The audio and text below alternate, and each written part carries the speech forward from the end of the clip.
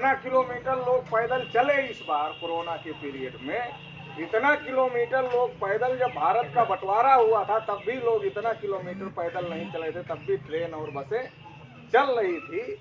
लोग उसमें जा रहे थे, जिनको उधर से इधर आना था वो उधर से इधर आ रहे थे, जिनको इधर से उधर जाना था वो इधर से उधर जा रहे थे। मगर ये जो त्रासदी हुई कि बड़ी संख्या में लोग सड़कों पर, लोग बड़ी संख्या में भूखे प्यासे नंगे पैर, और कई लोग रास्ते में मर गए, महिलाओं को रास्ते में बच्चे हुए, तो इतनी बड़ी त्रासदी कभी भी भारत के अंदर नहीं हुई। तो इसका मतलब है, इस त्रासदी से हम समझ सकते हैं कि जो भारत का सिस्टम है वो सिस्टम ठीक से काम नहीं कर रहा है, वो सिस्टम फेल हो गया। वो सिस्टम किनके लिए फेल हो गया है? तो जो इस देश के मूल निवासी हैं, एससी, एसटी, ओबीसी, माइनॉरिटी, उनके लिए ये सिस्टम फेल हो गया है। जो हमारे लोग हैं, हमारे लोग बहुत बड़ी संख्या में मजदूर हैं, हमारे लोग बहुत बड़ी संख्या में खेतिहर मजदूर हैं। तो जो हमारे लोग हैं, जो बहुत बड़ी संख्या में खेती किसानी का काम करते हैं, या खेतों में काम करते हैं, या मजदूरी करने का काम करते हैं अलग अलग तरीके की, तो जो हमारे लोगों की स्थिति है आजादी के 72-73 साल में, हमारे लोगों की स्थिति में कोई सुधार नहीं आया। हमारे लोगों की स्थिति में कोई सुधार नहीं आया, लेकिन हम लोग आजादी का जश्न मनाते हैं। हम लोग ऐसा मानते हैं कि 15 अगस्त 1947 को हम आजाद हो गए, ये बात हम लोग मानते हैं, लेकिन इस बात को हम लोग समझते नहीं कि हम कैसे आजाद हैं। देखो 15 अगस्त 1947 को क्या हुआ? जो अंग्रेज नाम का विदेशी था वो देश छोड़ करके 15 अगस्त 1947 को चला गया। क्या हुआ 15 अगस्त 1947 को? जो अंग्रेज नाम का विदेशी था, वो अंग्रेज नाम का विदेशी 15 अगस्त 1947 को ये देश छोड़कर चला गया। और जब ये देश छोड़कर अंग्रेज नाम का विदेशी 15 अगस्त 1947 को गया, तो देश की सत्ता ब्राह्मणों के हाथ में आ गई। मतलब अंग्रेज नाम का विदेशी चला गया और ब्राह्मण नाम के विदेशी को पावर को ट्रांसफर किया, और सत्ता ब्राह्मणों के हाथ में आ गई। अब अंग्रेज चला गया और ब्राह्मणों के हाथ में सत्ता आ गई, तो हम आजाद कैसे हो गए, ये समझने की बात। अंग्रेज चला गया, ब्राह्मणों के हाथ में सत्ता आ गई, और बताया हमको गया कि हम आजाद हो गए। आज भी हमारे लोगों के पास अच्छे घर नहीं, आज भी हमारे लोगों के पास पहनने के लिए अच्छे कपड़े नहीं, आज भी हमारे लोगों के पास इतना पैसा नहीं को अपने बच्चे को अच्छे स्कूल में पढ़ा सके। आज भी हमारे लोगों के पास इतना पैसा नहीं है कि अगर वो बीमार हो जाए तो अपना इलाज अच्छे हॉस्पिटल में करवा सके। आज भी हमारे लोगों के पास जगह जमीन नहीं है, 94% जमीनें ब्राह्मण, भूमिहार और ऊंची जातियों के पास में। हमारे लोग चाहे उसमें मजदूरी करें, चाहे बटाई पर काम करें। तो आजाद हम कहाँ हुए, ये सवाल खड़ा हो जाता है। जब हमारे लोगों को आजादी के 73 साल में हम अच्छी शिक्षा नहीं ले सकते, हम अपनी दवाई नहीं करवा सकते, हम अच्छे हॉस्पिटल में अपना इलाज नहीं करवा सकते, हम अच्छे मकान में नहीं रह सकते, हम अच्छे कपड़े नहीं पहन सकते, तो सवाल खड़ा हो जाता है कि हम कहाँ आजाद हुए। 73 साल हो गए, 73 साल कम नहीं होते। मगर आज भी हमारी ये स्थिति है। तो क्या हुआ, अंग्रेज चले गए और ब्राह्मणों का शासन आ गया। अब ब्राह्मण कौन? तो जैसे अंग्रेज विदेशी थे वैसे ही ब्राह्मण भी विदेशी। जैसे अंग्रेज विदेशी थे, जैसे मुगल विदेशी थे, वैसे ही ब्राह्मण भी विदेशी हैं। और ये ब्राह्मण अंग्रेजों के भी पहले आए और मुगलों के भी पहले आए। अंग्रेजों और मुगलों के पहले देश में ब्राह्मण आए, और सबसे पहले ब्राह्मणों ने हमारे लोगों को गुलाम बनाने का काम किया। आप अपने चमड़ी का कलर और ब्राह्मणों की चमड़ी का कलर मिलाओ, अपनी चमड़ी का रंग और ब्राह्मण भूमिहार की चमड़ी का रंग मिलाओ, मिलेगा? मैच करेगा? नहीं मैच करेगा। क्यों नहीं मैच करेगा? उसकी नस्ल और हमारी नस्ल अलग अलग है, इसलिए मैच नहीं करेगा, मिलेगा नहीं। तो इसका मतलब ये है कि ब्राह्मणों ने सबसे पहले हमारे लोगों को गुलाम बनाने का काम किया, और ब्राह्मणों ने जब हमारे लोगों को गुलाम बनाया तो उन्होंने हमारे लोगों को शूद्र घोषित किया, अछूत घोषित किया, पढ़ने लिखने के अधिकार पर रोक लगाया, धन संपत्ति रखने के अधिकार पर रोक लगाया, बोलने और सुनने के अधिकार पर रोक लगाया, कुर्सी पर बैठने के अधिकार पर रोक लगाया। ये जो तमाम प्रकार के अधिकार थे, उन तमाम प्रकार के अधिकारों पर रोक लगाने का काम किया किसने किया? अंग्रेजों ने नहीं किया, मुगलों ने नहीं किया, ब्राह्मणों ने किया। पढ़ने के अधिकार पर रोका, लिखा मनुस्मृति में कि अगर इनके कान में ज्ञान का एक शब्द पड़ जाए तो शीशा पिघलाकर डाल देना चाहिए। आंख से अगर ये देख लें तो आंख फोड़ देनी चाहिए, अगर उच्चारण करें तो जीभ काट लेनी चाहिए। किसने लिखा? मुगलों ने नहीं लिखा, अंग्रेजों ने नहीं लिखा। मुगल भी विदेशी थे, अंग्रेज भी विदेशी थे, लेकिन इन्होंने ऐसे कानून नहीं बनाए। ऐसे कानून किसने बनाए? जब अंग्रेज नहीं आए थे, जब मुगल नहीं आए थे, तब ब्राह्मणों ने ऐसे कानून हमारे लिए बनाए और हमारे लोगों को पढ़ने लिखने से रोका, धन संपत्ति रखने से रोका। लिखा है मनुस्मृति में, मजदूर को इतनी ऐसे फटे पुराने कपड़े में मजदूरी देनी चाहिए कि आधी मजदूरी रास्ते में ही गिर जाए और आधी मजदूरी ही मजदूर के घर में पहुंचनी चाहिए। ऐसे ऐसे भयानक कानून बनाने का काम किया। हमारे लोगों के छूने से वो अपवित्र हो जाते हैं, हमारे लोगों की परछाई पड़ने से जो लोग अपवित्र हो जाते थे, वो अंग्रेजों और मुगलों के पहले वो ब्राह्मण लोग थे जिन्होंने हम लोगों को गुलाम बनाने का काम किया। जब मुगल आए तो मुगलों ने ब्राह्मणों से शासन सत्ता छीनी, और जब अंग्रेज आए तो अंग्रेजों ने मुगलों से शासन सत्ता छीनी, और जब अंग्रेज आए तो अंग्रेजों ने हमारे लोगों को पढ़ने लिखने का अधिकार दिया, धन संपत्ति रखने का अधिकार दिया, बोलने सुनने का अधिकार दिया, कुर्सी पर बैठने का अधिकार दिया। ये सारा अधिकार ब्राह्मणों ने पाबंदी लगा के रखा था। ये सारा अधिकार मुगल अंग्रेजों ने देने का काम किया, और जब अंग्रेजों ने ये सारा अधिकार देने का काम किया तो ब्राह्मणों के पेट में दर्द शुरू हो गया कि हमने जिन लोगों को हजारों साल से अछूत बना के रखा है, जिन लोगों को हजारों साल से शूद्र बना के रखा है, ऐसे लोगों को अंग्रेज पढ़ने लिखने का अधिकार दे रहे हैं, धन संपत्ति रखने का अधिकार दे रहे हैं, बोलने सुनने का अधिकार दे रहे हैं। तो अगर ये लोग पढ़े लिखेंगे तो ये लोग जागृत हो जाएंगे, ये अपने हक अधिकार के बारे में जान जाएंगे, तो इनको पता चलेगा कि इनका दोस्त कौन है और इनका दुश्मन कौन है। और अगर इनको पता चलेगा तो ये लड़ाई लड़ेंगे, और लड़ाई लड़ेंगे तो ये ब्राह्मणों की गुलामी से आजाद हो जाएंगे। इसलिए ब्राह्मणों को, अंग्रेजों को ब्राह्मणों ने भगाने की योजना बनाई कि जब अंग्रेजों को ही भगा दिया जाएगा तो अंग्रेज भाग जाएंगे तो इनको अधिकार कौन देगा। इसलिए उन्होंने अंग्रेजों को भगाने का प्लान बनाया। इस बात को ज्योतिबा फूले जानते थे, इस चालाकी को, इस बात को छत्रपति साहू महाराज जानते थे, इस बात को बाबा साहब डॉक्टर अम्बेडकर जानते थे। हमारे जो महापुरुष थे वो इस बात को जानते थे कि ब्राह्मण अंग्रेजों को क्यों भगा रहे हैं। इसलिए भगाना चाहते हैं कि अंग्रेज हमारे लोगों को अधिकार दे रहे हैं।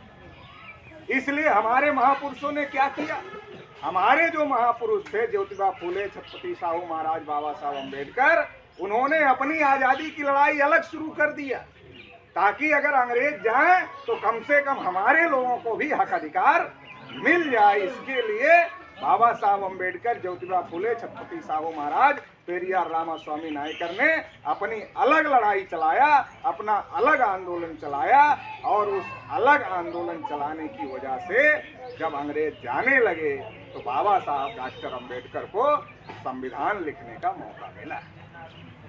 और जब बाबा साहब अम्बेडकर को संविधान लिखने का मौका मिला, क्यों मिला? क्योंकि वो अपनी अलग लड़ाई चला रहे थे कि ये ब्राह्मण हमारे साथ न्याय नहीं करेंगे, ब्राह्मण हमारे साथ न्याय नहीं करेंगे, ब्राह्मण हमको आजाद नहीं करेंगे। बाबा साहब अम्बेडकर ने अंग्रेजों से कहा हमें इनके ऊपर यकीन नहीं है कि ये हमारे साथ न्याय करेंगे, इसलिए बाबा साहब अम्बेडकर को संविधान सभा में रखना पड़ा। और फिर बाबा साहब अम्बेडकर ने हमको बोलने का अधिकार दिया, सुनने का अधिकार दिया, हमारे लोग नौकरी में जाएं इसके लिए आरक्षण की व्यवस्था किया, हमारे लोग संसद में जाएं इसके लिए, विधायक सांसद बने इसके लिए आरक्षण की व्यवस्था किया। हमारे लोगों को सारा हक अधिकार देने का काम बाबा साहब अम्बेडकर ने भारतीय संविधान लिख करके किया। भारतीय संविधान में बाबा साहब अम्बेडकर ने जो अधिकार दिए, पढ़ने लिखने का अधिकार, धन संपत्ति रखने का अधिकार, बोलने सुनने का अधिकार, ये जो सारे अधिकार बाबा साहब अम्बेडकर ने दिए, आज की तारीख में ब्राह्मण लोग उसको खत्म करने का काम कर रहे हैं। आज की तारीख में ब्राह्मण लोग हमको उन अधिकारों को खत्म करने का काम कर रहे हैं। बाबा साहब अम्बेडकर ने जब संविधान लिखा तो उसमें कहा संविधान कितना भी अच्छा हो, अगर लागू करने वाले लोग अच्छे नहीं हैं तो संविधान बुरा साबित होगा। और आज की तारीख में संविधान बाबा साहब अम्बेडकर ने लिखा, हमारे फेवर में लिखा, लेकिन लागू करने वाले लोग ब्राह्मण हैं। दिल्ली की सत्ता पर जब कांग्रेस जाती है तो बीजेपी आती है, जब बीजेपी जाती है तो कांग्रेस आती है। कांग्रेस भी ब्राह्मणों की पार्टी, बीजेपी भी ब्राह्मणों की पार्टी। एक ब्राह्मण जाता है, दूसरा ब्राह्मण आता है, दूसरा ब्राह्मण जाता है, पहला ब्राह्मण आता है। और हमारे जितने नेता हैं वो सीबीआई के डर से या तो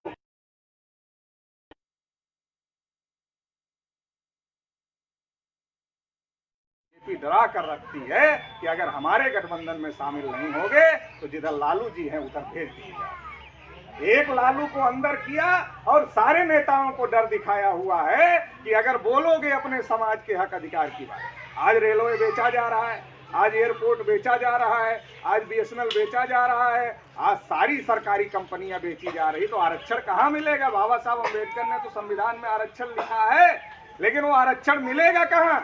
जब सरकारी जगह कोई होगी तब ना आरक्षण मिलेगा।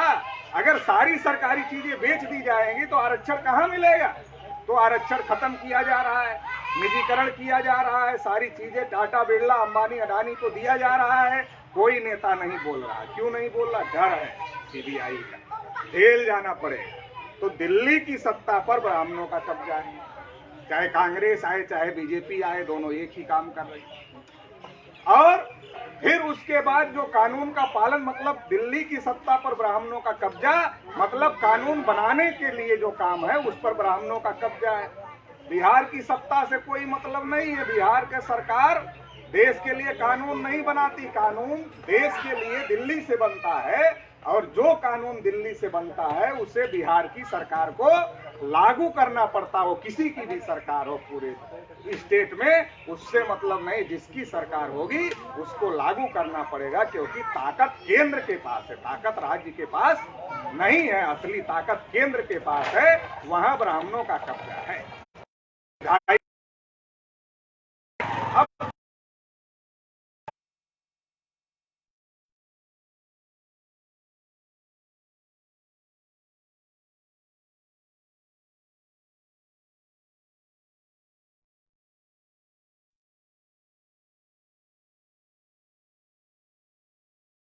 कानून को पालन करने वाले हो।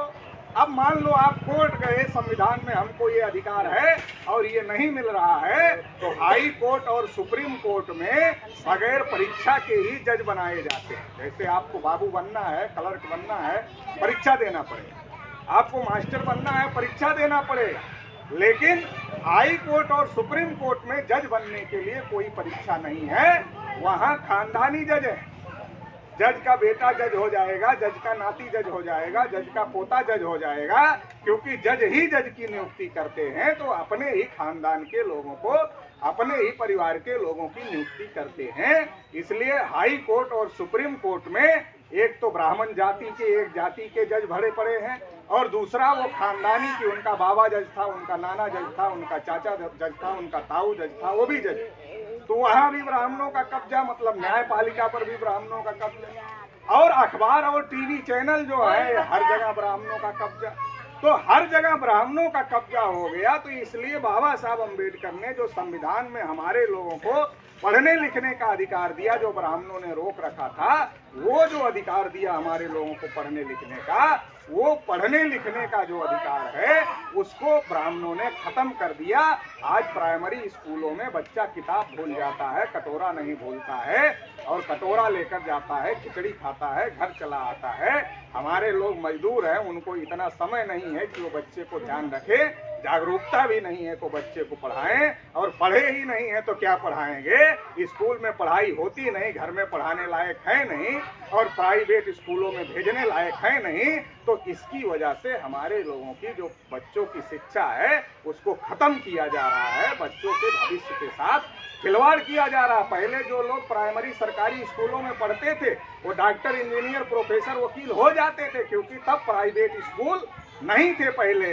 लेकिन जब से प्राइवेट स्कूल हो गए तो गरीब लोगों के बच्चे सरकारी स्कूल में जाते हैं और बड़े लोगों के बच्चे प्राइवेट स्कूल में जाते हैं। सरकारी स्कूल में पढ़ने वाला बच्चा कोई कंपटीशन पास नहीं कर सकता है, वो केवल नरेगा मनरेगा का मजदूर बन सकता है। कहने का मतलब ये है कि आपका जो बच्चा डॉक्टर बन सकता था, इंजीनियर बन सकता था, प्रोफेसर बन सकता था, वकील बन सकता था, आईएएस, पीसीएस बड़ा अधिकारी बन सकता था, उसको नरेगा का मजदूर बनाने की व्यवस्था सरकार कर रही है। इसलिए प्राइमरी एजुकेशन को बर्बाद कर दिया गया है। और जो उच्च शिक्षा है, जैसे डॉक्टर, इंजीनियर की पढ़ाई, व्यवसायिक शिक्षा, उच्च शिक्षा, उसकी तैयारी के लिए लाखों रुपए लगते। जैसे मान लीजिए आपको अपने बच्चे को डॉक्टर बनाना, या तो कोटा भेजना पड़ेगा तैयारी के लिए, या तो पटना भेजना पड़ेगा, या तो जयपुर भेजना पड़ेगा, या तो बनारस भेजना पड़ेगा। पहले कोचिंग करवानी होगी, फिर वो इंट्रेंस पास करेगा, इंट्रेंस पास करने के बाद में फिर वो एडमिशन लेगा, फिर फीस देने का मामला शुरू होगा। तो कोचिंग कराने के लिए ही जब पैसे नहीं होंगे तो फीस भरने का तो मामला ही नहीं आएगा। तो मतलब प्राइमरी एजुकेशन खत्म, और हायर एजुकेशन, प्रोफेशनल एजुकेशन इतनी महंगी कर दिया डॉक्टर, इंजीनियर, प्रोफेसर की पढ़ाई कि हमारे लोगों की बस की बात ना है। जब हमारे लोगों की बस की बात ही नहीं होगी तो हमारे लोग पीढ़ी दर पीढ़ी मजदूर बने रहे। ये कार्यक्रम सरकार चला रही है। बाबा साहब ने संविधान में लिखा कि पढ़ाई और दवाई के लिए नफा नुकसान नहीं देखा जाएगा, ये सबको मुफ्त दिया जाएगा। क्यों कहा था? इसलिए कहा था कि हमारे लोग पीढ़ी दर पीढ़ी मजदूर ना बने। ये भले मजदूर हैं लेकिन इनकी आने वाली जनरेशन डॉक्टर, इंजीनियर, प्रोफेसर, वकील बने, नेता, अभिनेता बने। इसके लिए ना बाबा साहब अम्बेडकर ने अधिकार दिया था। लेकिन आज जो सरकार कर रही है वो क्या कर रही है? हमारे लोगों को पीढ़ी दर पीढ़ी मजदूर बनाने का कार्यक्रम चला रहा है। और जब आपके बच्चे पढ़ेंगे लिखेंगे नहीं तो आरक्षण की कोई जरूरत है? आरक्षण की जरूरत अपने आप, क्योंकि नौकरी करने लायक ही नहीं है तो आरक्षण की जरूरत कहाँ से पड़ेगी? और जब नौकरी में नहीं जाएंगे तो धन कहाँ से आएगा, पैसा कहाँ से आएगा? तो आपको पैसा नहीं रहेगा, और पैसा नहीं रहेगा तो आप लाचार रहोगे, और लाचार रहोगे तो आप अपने वोटों को 50 रुपए में, 100 रुपए में, 500 रुपए में, 1000 रुपए में बेचने का काम करो। और जब बेचने का काम करोगे तो संख्या हमारी है मगर सरकार ब्राह्मणों की बनती रहेगी। इसलिए ब्राह्मण हमारे लोगों को लाचार बनाना चाहते हैं। बाबा साहब अम्बेडकर ने कहा था, लिख लो अपनी दीवारों पर, शासक हैं इस देश के, हमें शासन करती जमात बनना है। ये बात बाबा साहब अम्बेडकर ने कहा था कि हमें शासक बनना है, और शासक बनने के लिए वोट का अधिकार दिया। लेकिन आज जो वोट का अधिकार है वो तो दारू में बिक रहा ना, वो तो पैसे में बिक रहा ना। 500 रुपए में वोट बेचे जा रहे हैं। बाबा साहब अम्बेडकर ने इसके लिए तो नहीं दिया। लेकिन दुश्मनों ने हमारे लोगों को इतना लाचार बनाया कि हमारे लोगों का स्वाभिमान मर गया, और हमारे लोग 500 रुपए में, 1000 रुपए में दारू की बोतल में अपना वोट बेचने का काम करते थे। काशीराम जी उत्तर प्रदेश में बहुत बड़ा आंदोलन चला रहे थे, तो काशीराम जी कहा करते थे, वोट बेचना बहन बेटी की इज्जत बेचने के बराबर है। क्योंकि बाबा साहब अम्बेडकर ने जो अधिकार दिया वो अधिकार ऐसे नहीं दिया। उनके कई बच्चे चले गए दुनिया से, उनका इलाज नहीं करवा पाए। माता रमाबाई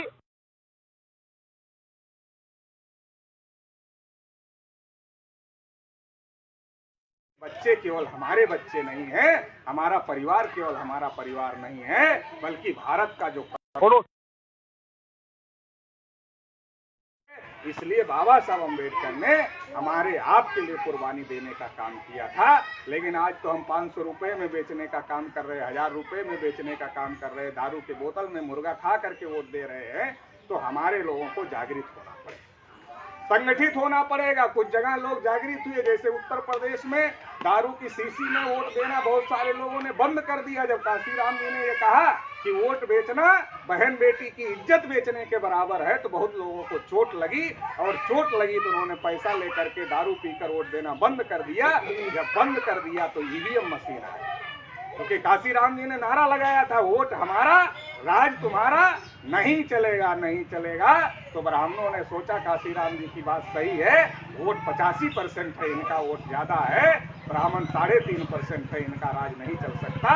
तो इसलिए इलेक्ट्रॉनिक वोटिंग मशीन आ गई, और इलेक्ट्रॉनिक वोटिंग मशीन में आप वोट किसी को डालते हो, वोट किसी को चला जाता है, और वोटों की चोरी भी हो रही है। तो कहने का मतलब ये है कि आपकी एजुकेशन खत्म हो गई है, आपका पढ़ने का अधिकार दुश्मन खत्म कर रहा है। पढ़ाई नहीं होगी तो धन संपत्ति नहीं होगी, आपका वोट का अधिकार भी छीन लिया जा रहा है। 27,000 विदेशी कंपनियां आ रही हैं।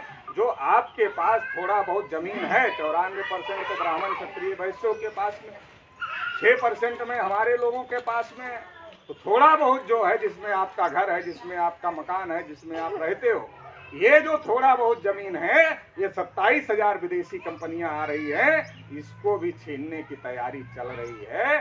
27,000 विदेशी कंपनियां 1,000 मिलिट्री लेकर के आ रही हैं। तो ये आप लोगों की जमीन जायदाद भी छीनने की तैयारी चल रही है, और पूरी तरीके से गुलाम बनाने की तैयारी चल रही है। और बाबा साहब अम्बेडकर ने जो त्याग बलिदान किया, जिसकी वजह से आज हम लोगों को अधिकार मिला, ये अगर हम लोग नहीं सचेत हुए, अगर हम लोग नहीं खड़े हुए, हम लोग नहीं जागृत हुए, तो आने वाले समय में बाबा साहब अम्बेडकर का त्याग बलिदान व्यर्थ चला जाएगा। इसलिए, और जब व्यर्थ चला जाएगा, हमारे अधिकार खत्म हो जाएंगे, तो हमारी जो आने वाली जनरेशन है, हमारे जो बच्चे हैं, वो हमको गाली देने का काम करेंगे। क्यों? मान लीजिए हमारे पिताजी ने हमको 4 हेक्टेयर जमीन दिया, और हम अगर लायक होंगे तो 4 का 5 हेक्टेयर करेंगे, अगर नालायक होंगे तो चारों को बेचकर दारू पी जाएंगे। तो जब 4 हेक्टेयर जो पिताजी ने दिया वो बेचकर दारू पी जाएंगे, तो जो हमारी आने वाली जनरेशन है, हमारे बच्चे हैं, हमको गाली ही देंगे ना, बोलेंगे बाबा जी ने तो दिया था पिताजी को। मगर पिताजी नालायक निकले, 4 का 5 करना था, 4 का 5 किया नहीं, 4 को भी बेचकर दारू पी गए। इसी प्रकार से बाबा साहब अम्बेडकर ने जो हक अधिकार दिया है, अगर हम लोग इसको बचाने में कामयाब नहीं हुए, तो आने वाली जनरेशन पूरी तरीके से गुलाम हो जाएगी। और जब गुलाम हो जाएगी, तो आने वाली जनरेशन हम लोगों को गाली देने का काम करेगी कि बाबा साहब अम्बेडकर ने तो हमारे पिताजी को दिया था, लेकिन हमारे पिताजी बचा नहीं पाए। तो इसलिए साथियों, खड़े होने की जरूरत है, सतर्क होने की जरूरत है, और देशव्यापी आंदोलन, देशव्यापी मूवमेंट खड़ा करने की जरूरत है। आज जो हम लोग देश भर में घूम रहे हैं, इसीलिए घूम रहे हैं देश भर में कि देश में 31 राज्यों में 550 जिलों में हम लोगों का संगठन खड़ा हो गया, 4,500 तहसीलों में संगठन खड़ा हो गया, 1.5 लाख गाँवों में संगठन खड़ा हो गया। ये छोटा मोटा काम नहीं है। 3,000 जातियों के कार्यकर्ता हमारे साथ काम कर रहे हैं। 6 लाख गाँवों तक पहुंचने का टारगेट है। इसलिए आपके गाँव में क्यों 6 लाख गाँव में पहुंचना चाहते हैं? हर गांव से कम 50 आदमी तैयार करना चाहते हैं। अगर एक गांव से 50 आदमी तैयार होगा, तो 6 लाख गांव से 3 करोड़ लोग तैयार।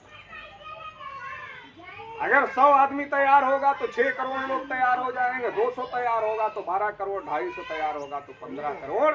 अगर 15 करोड़ लोगों को सड़क पे उतार दिया, किस बात के लिए? हम 15 अगस्त की आजादी को असली आजादी नहीं मानते। सारी जमीन पर, सारी नौकरी पर, सारे व्यापार पर ब्राह्मण वैश्यों का कब्जा है, हम इसको नहीं मानते। हमें वास्तविक आजादी चाहिए।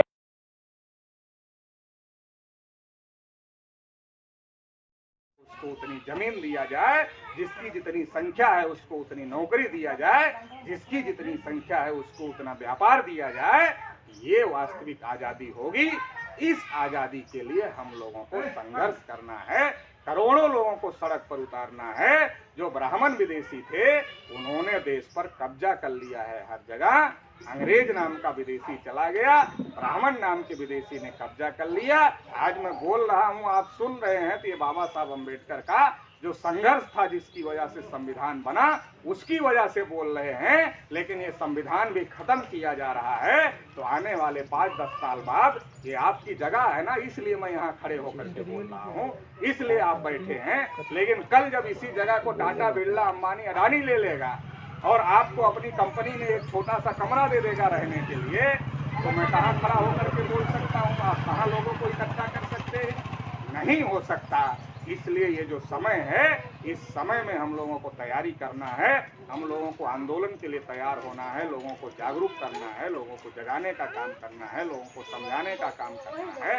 क्योंकि लोग हमारे हैं, मगर लोगों के दिमाग पर ब्राह्मणों का कब्जा है, तो ब्राह्मणों का कब्जा लोगों के दिमाग से हटाना है और लोगों को बाबा साहब अम्बेडकर की बात समझाना है, समझा करके लोगों को आंदोलन के लिए तैयार करना है और अपनी असली आज़ादी हासिल करना है। तो इसके लिए साथियों आप लोग संघर्ष करेंगे, आप लोग इस आज़ादी के आंदोलन में साथ सहयोग करेंगे, ऐसी आशा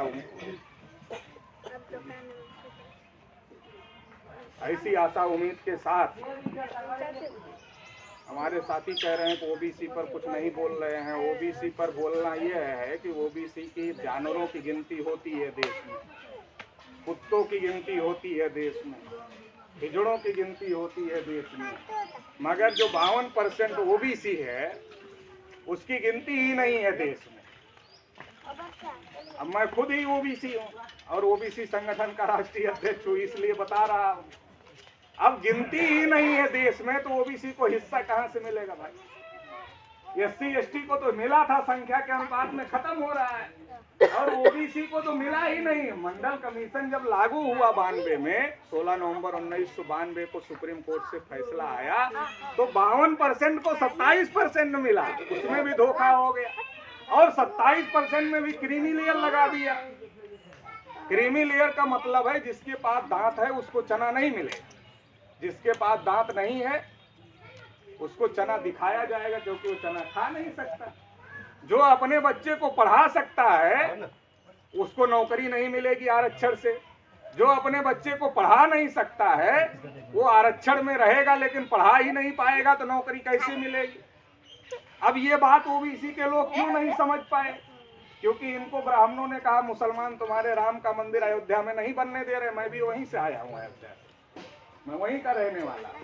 तो पिछड़े वर्ग के लोगों को ब्राह्मणों ने कहा, मैंने कहा कि लोग हमारे हैं, दिमाग पर ब्राह्मणों का कब्जा है, तो कहा मुसलमान तुम्हारे राम का मंदिर नहीं बनने दे रहे अयोध्या में, चलो अयोध्या। तो जिनको मंडल की लड़ाई लड़नी चाहिए थी, अपने नौकरियों की लड़ाई लड़नी चाहिए थी, अपने हक अधिकार की लड़ाई लड़नी चाहिए थी, वो मंदिर बनाने की लड़ाई में चले गए। और जब वो मंदिर बनाने की लड़ाई में चले गए तो उनकी लाखों करोड़ों नौकरियां जो ओबीसी को मिलने वाली थी रिजर्वेशन से, उस पर ब्राह्मणों ने कब्जा कर लिया। पहले नौकरियों पर ब्राह्मणों ने कब्जा कर लिया, फिर मंदिर का फैसला सुप्रीम कोर्ट से आया तो मंदिर का ट्रस्ट बनाया, और ट्रस्ट में एक भी ओबीसी को नहीं। अरे जो मस्जिद गिराने गए थे उन्हीं में से 2-4 को रख लेते। कल्याण सिंह जी उस समय मुख्यमंत्री थे उत्तर प्रदेश से, उनका बहुत बड़ा योगदान था मस्जिद गिरवाने में, उन्हीं को रख लेते। विनय कटियार जी हमारे फैजाबाद अयोध्या के ही नेता हैं, उनको ही रख लेते, उनका भी बहुत बड़ा, बजरंग दल के उस समय राष्ट्रीय अध्यक्ष हुआ करते थे। परवीर तोगड़िया को रख लेते, उमा भारती को रख लेते, बड़े बड़े नेता थे जो मस्जिद गिराने गए थे, मगर किसी भी ओबीसी को रखने का काम नहीं किया। सारे के सारे ब्राह्मणों को रखा, और जिन लोगों ने मस्जिद गिराया था, विनय कटियार, कल्याण सिंह, उमा भारती, ऐसे लोगों को जब भूमि पूजन हुआ तो घंटा बजाने के लिए भी नहीं बुलाया, घंटा बजाने के लिए भी नहीं बुलाया। और अब ओबीसी के लोग जाके लाइन लगाएंगे, वहां चढ़ावा चढ़ाएंगे, ट्रस्ट है ब्राह्मणों का, पैसा ये चढ़ाएंगे, जाएगा ब्राह्मणों की जेब में। भगवान को मुझे तो नहीं लगता पैसा खाने या चबाने की जरूरत है। भगवान तो ना पैसा खाते हैं ना चबाते, पैसा तो आदमी ने बनाया ना, भगवान ने तो पैसा बनाया नहीं, तो फिर भगवान को पैसे की जरूरत कहाँ से पड़ेगी? तो भगवान को तो पैसे की जरूरत नहीं है, पैसे की जरूरत ब्राह्मण को है। ब्राह्मण हमारे लोगों को मूर्ख बना करके जन्म से लेकर मरने के बाद तक बच्चा हम ओबीसी के लोग पैदा करते हैं, नाम रखने के लिए पंडित जी के पास जाते हैं पूछने के लिए, बच्चे को पढ़ा लिखा कर MBBS डॉक्टर हम बनाते हैं, शादी की मुहूर्त निकलवाने के लिए पंडित जी के पास में जाते हैं, घर बहुत अच्छा हम बनाते हैं और घर में घुसने के पहले पंडित जी को गृह प्रवेश करवाते हैं। मुफ्त में एक भी काम नहीं होता, सबके लिए देना पड़ता, सबके लिए देना पड़ता, कोई भी काम मुफ्त में नहीं। और मरने के बाद भी पंडित को खिलाना पड़ता है, नहीं तो पिताजी की आत्मा को शांति ही नहीं मिलेगी। हमारे एक यादव जी थे उत्तर प्रदेश में, तो उनके यहाँ पुरोहित आए, हर बार आते थे पितरपक्ष में, पितरपक्ष चलता है ना, अभी शायद चल रहा है, तो वो आते थे पंडित जी और कहते थे ये दान करो तो पिताजी को मिलेगा। यादव जी हम लोगों की संगत में आए तो उनको समझ में आ गई बातें, उन्होंने कहा पंडित जी बहुत दान किया, फिर करेंगे, आप जो जो कहिए वो करेंगे, लेकिन एक बात हमारी भी सुन लो। बोले क्या है? बोले ये हमारी मोबाइल भी भेजते हैं, जो दान कर रहे हो तो भेज रहे हो ना, वो पिताजी को मिल रहा है, आप बता रहे हो मिल रहा, हम मान रहे हैं मिल रहा, लेकिन बात नहीं हो पा रही है पिताजी से, बहुत दिन हो गया, तो ये मोबाइल भी भेज देना, 200 ग्राम की है, ज्यादा वजन की नहीं है, ये भी भेज देना। अब पंडित जी एकदम से उनका दिमाग ही नहीं काम कर रहा था पंडित जी का, आप क्या कहें। यादव जी ने कहा पंडित जी देखो मत हमको, ये मोबाइल भेजो, अगर मोबाइल नहीं गई तो लाठी देख रहे हो, यादव की लाठी तो जानते हो ना, लाठी देख रहे हो नहीं देख रहे। पंडित जी ने हाथ जोड़ा यादव जी को, कहा ये हमारे पूर्वजों का बनाया ढोंग ढकोसला है, खाने जीने के लिए हम लोग ब्राह्मण आदमी हैं, खेती बाड़ी कर नहीं सकते, तो कैसे खाए जिएंगे, पालन पोषण कैसे होगा हम लोगों का, इसलिए ये सब बनाया गया। आपको नहीं देना है मत दीजिए, मगर हमको बेइज्जत मत करिए, मैं जा रहा हूँ। और तब से पंडित जी उनके यहाँ दोबारा नहीं आए। तो कहने का मतलब है कि ओबीसी का लोग पैदा करता है, कमाता है और लूटने का काम तमाम प्रकार से ब्राह्मण कर रहा है। 52% ओबीसी है दिल्ली पर, ओबीसी की पार्टियों का कब्जा होना चाहिए था, लेकिन जो ओबीसी का नेता कहता है कि नहीं हमें प्रधानमंत्री बनने की इच्छा है, या तो उसको जेल में डाल दिया जाता है या तो उसको CBI का डर दिखा करके चुप करा दिया जाता है। देश भर की ये स्थिति बनी हुई है, तो ओबीसी के लोगों को भी जागृत होने की जरूरत है, समझने की जरूरत है। सबसे ज्यादा संख्या हमारी, मगर सबसे ज्यादा नुकसान भी हमारा ही, सबसे ज्यादा नुकसान भी हमारा ही है। तो इसलिए जो संविधान में बाबा साहब अम्बेडकर ने ओबीसी के लिए आर्टिकल 340 लिखा था, उस पर आज तक अमल नहीं हो पाई। तो हमारे लोगों को SC ST ओबीसी माइनॉरिटी के जो लोग हैं उनको एकजुट होने की जरूरत है, इकट्ठा होने की जरूरत है, और इकट्ठा हो करके इस लड़ाई को लड़ने की जरूरत है कि जिसकी जितनी संख्या भारी उसकी उतनी हिस्सेदारी, चाहे वो जमीन हो, चाहे नौकरी हो, चाहे व्यापार। अब इसमें ओबीसी की संख्या तो सबसे ज्यादा है, तो सबसे ज्यादा फायदा ओबीसी को होगा। तो ये लड़ाई लड़ने की जरूरत है, सबके साथ न्याय होगा। ब्राह्मण 3% है तो 80% पर कब्जा क्यों किए हुए हैं? वो 3% है, उनको 3% मिलना चाहिए, लेकिन अगर हम 52% हैं तो हमें भी 52% मिलना चाहिए। जिसकी जितनी संख्या है उसको उतना हिस्सा मिलना चाहिए। तो जगदेव बाबू कहते थे धन धरती और राजपाट में 90 भाग हमारा है और 100 में 90 शोषित हैं, 90 भाग हमारा है, शोषितों ने ललकारा है। धन धरती और राजपाट में 90 भाग हमारा है। जगदेव बाबू कुशवाहा का नारा था, इंदिरा गांधी ने गोली मरवाया था। तो हमारे लोगों को हक अधिकार की लड़ाई लड़ना पड़ेगा। जगदेव बाबू एक बात और कहते थे, हमारे लोग ब्राह्मणों के खेतों में, भूमिहारों के खेतों में हरवाही करने का काम करते थे, और ये आज के ब्राह्मण नेता चाहते हैं कि हम इनकी पार्टियों में राजनीतिक हलवाही करें। तो हम राजनीतिक हलवाही करने वाले नहीं है, लेकिन आज के नेता राजनीतिक हलवाही कर रहे हैं। तो हम लोगों को, चाहे कोई यूपीए में कर रहा हो, चाहे कोई एनडीए में कर रहा हो, मगर लोग कर रहे हैं और अपने समाज के जो हक अधिकार की बात है उसको उठाने का काम नहीं कर रहे हैं, लड़ाई लड़ने का काम नहीं कर रहे हैं। इसलिए नेताओं को भी सवाल पूछना होगा कि भैया सब बेचा जा रहा है, सब निजीकरण किया जा रहा है, आरक्षण खत्म हो रहा है, संविधान खत्म किया जा रहा है, लोकतंत्र की हत्या की जा रही है, तो आप वहां गए हो तो बोल क्यों नहीं रहे हो यार? बताओ तो क्यों नहीं बोल रहे हो? कमजोर पड़ रहे हो तो हम लोग भी चले, आप कहो तो खुल के हम कमजोर हैं, हम लोग भी आपके साथ खड़े हो जाते। लेकिन वो कह भी नहीं रहे हैं। कुर्सी का डर तो है ही, उससे बड़ा तो CBI का डर है। तो CBI के डर से वो लालू जी को अंदर किया हुआ, तो सारे लोगों को केवल इतना ही पूछते हैं, जिधर लालू जी है जाना है क्या? हमारा नेता बोलता नहीं जाना, अच्छा चुप। इतना ही करना, ईवीएम से सारे लोगों को जीरो कर दिया, बोल ही नहीं रहे हैं कोई। उत्तर प्रदेश में हमारे अखिलेश जी, मायावती जी दोनों ने ईवीएम के विरोध में आंदोलन घोषित किया। उनके पास मैसेज भेजा बीजेपी वालों ने, जिधर लालू जी हैं उधर जाना है, नहीं जाना, चुप हो गए। तो इसलिए जनता को खड़ा होना पड़ेगा। जब हम लोग खड़े होंगे तो नेताओं को इधर रहना है या इधर रहना है तय करना पड़ेगा, लेकिन आवाज जब हम लोग उठाएंगे तब उनको तय करना पड़ेगा कि हमें जनता की तरफ रहना है या उधर रहना। तो इसलिए साथियों हम लोगों को लड़ाई लड़नी पड़ेगी। क्योंकि आप लोगों के पास ज़्यादा समय नहीं है, 9 बजने जा रहा है। तो इतना ही बात कहते हुए मैं अपनी बात समाप्त करता हूँ। आप लोगों ने सुना, इसके लिए आभार, धन्यवाद। क्योंकि हम लोग इस देश के मूल निवासी हैं, इसलिए हमारा अभिवादन है। जैसे कोई जय राम कहता है, कोई जय सिया राम कहता है, कोई और कुछ कहता है, तो हम लोगों का अभिवादन है जय मूल निवासी। क्योंकि हम लोग इस देश के मूल निवासी हैं, इसलिए हम लोग जब आपस में मिलते हैं तो हम लोग एक दूसरे को बोलते जय मूल निवासी। हम अगले को बोलते जय मूल निवासी, अगला हमको बोलता जय मूल निवासी। इसका मतलब ये है कि मूल निवासियों की जय हो। मूल निवासियों की जय हो मतलब SC ST OBC माइनॉरिटी इस देश के मूल निवासी हैं, तो SC ST OBC माइनॉरिटी की, इस समाज की जय हो, मूल निवासियों की जय हो। तो इसलिए हम लोग आपस में, हम दूसरे का जय राम जय सिया राम क्यों करें भाई? हम अपना ही जय कर ले। हमारी ही जय नहीं हुई, हम तो दूसरे का इतना दिन से जय कर रहे हैं, जय जयकार कर रहे हैं। हम अपना जय कभी नहीं कर पा रहे हैं, अपनी जय करना होगा।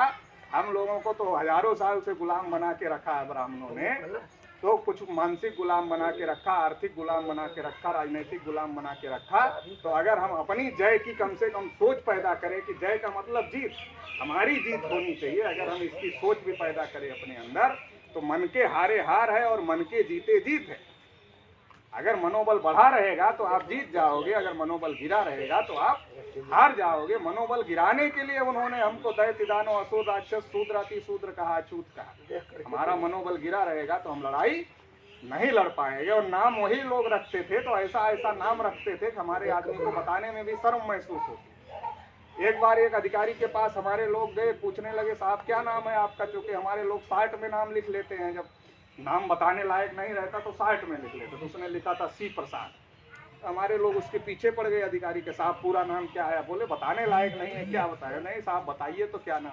बोला यार चिथरू प्रसाद हमारा नाम है। कैसे बताए चिथरू प्रसाद नाम है? तो नाम भी ऐसा रखा कि मनोबल गिरा रहे।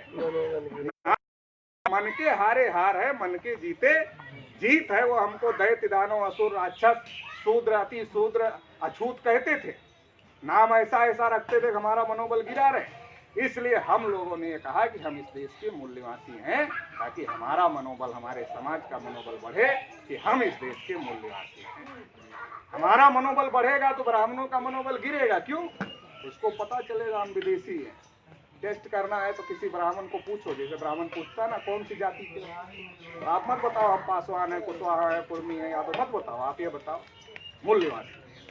आप जैसे नाम लोगे मूल निवासी का, उसको झटका लगेगा, उसका चेहरा एकदम से डाउन हो जाता है, काला पड़ जाता है। क्यों? किसको? उसको पता चल जाता है जानकार आदमी है, मेरी चोरी पकड़ में आ गई है, इसको कि हम ब्राह्मण लोग विदेशी है, चोरी पकड़ में आ गई है, ये उसको पता चल जाता है। तो इसलिए साथियों हम लोगों का अभिवादन है जय मूल निवासी। जब हम ये लोग एक दूसरे से मिलते हैं तो जय मूल निवासी बोलते हैं। आप लोगों ने मेरी बात ध्यान से सुना, आप सभी को जय मूल निवासी। बहुत बहुत धन्यवाद हमारे राष्ट्रीय अध्यक्ष महोदय जी को, जो अपने प्रदेशीय एसोसिएशन कम्युनिटी के लोगों को अपनी जागृति की बात को रखे और अपनी आज़ादी की आंदोलन के बारे में जो सही रूपरेखा थे, जो हमारे समाज के अनुभवी लोग थे, जो सही दिशा निर्देश देने के काम किए, उसके लिए बहुत बहुत धन्यवाद।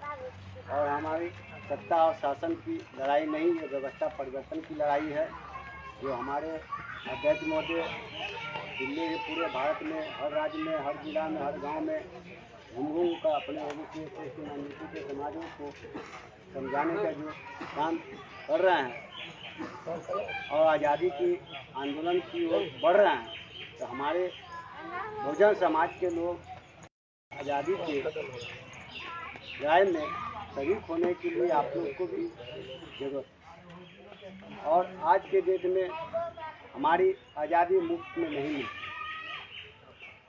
हमारा खून पसीना धन श्रम सारा जरूरत पड़ता है इसके लिए, और सारी व्यवस्था में खर्च आती है। हमारी इस खर्च की भरपाई हमारे समाज के लोग ही करेंगे। कोई व्यवस्था में मनवादियों के द्वारा हमको कोई व्यवस्था नहीं कर रही है। इसमें 1 रुपये की आज़ादी की आंदोलन है, और आप लोग को जो भी सहयोग हो 1 रुपये की आज़ादी के लिए आप अपना तन मन धन से आप सहयोग कर सकते हैं। इसको है तो भी कर सकते हैं, नहीं है तो भी मन से कीजिए या धन से कीजिए। ये 1 रुपये की आज़ादी के आंदोलन में आप लोग सहयोग जरूर कीजिए। ज़्यादा नहीं तो 1 रुपये की आज़ादी में आप अपना आज़ादी के लिए, अपने अधिकार के लिए 1 रुपये की आज़ादी के लिए जरूर योगदान कीजिए। चलिए भाई, इन्होंने आज़ादी कीमत चुकाए बगैर मिलने वाली नहीं, लेना चाहिए।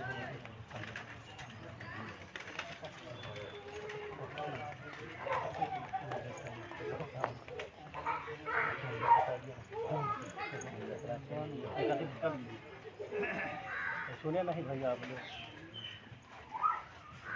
देखिए सुने हैं लोग, ऐसा नहीं है। शुरुआत होता है न किसी चीज का। ऐसा नहीं है कि हमारे लोग ईमानदार नहीं है, हमारे लोग आज़ादी नहीं चाहते। आज़ादी के आंदोलन हमारे लोग मेहनत करने वाले सत्ता और देते हैं। शासन नहीं, व्यवस्था परिवर्तन की लड़ाई हम लोग अब लड़ते हैं। लेने वाला किस लेवल जो का है? व्यवस्था परिवर्तन की लड़ाई लड़ता है उसी का सब आदमी साथ देता है। मैं अपने हक अधिकार का आज़ादी का आंदोलन कर रहा है। देखिए इधर आ रही है बड़ी बड़ी